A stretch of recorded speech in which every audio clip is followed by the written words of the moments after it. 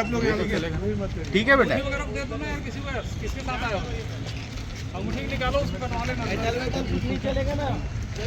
आगे अंदर आ रहा है क्या? आइए भैया। से बाहर निकल गए। उसका सिलेबस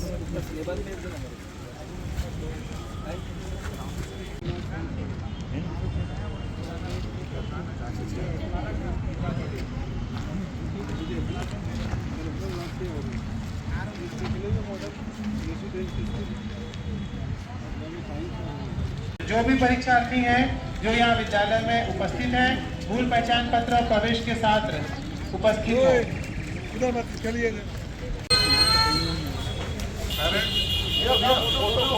पेरेंट्स यहाँ जगह खाली करते भाई, पेरेंट्स जगह खाली करते हैं बच्चों को आने के लिए।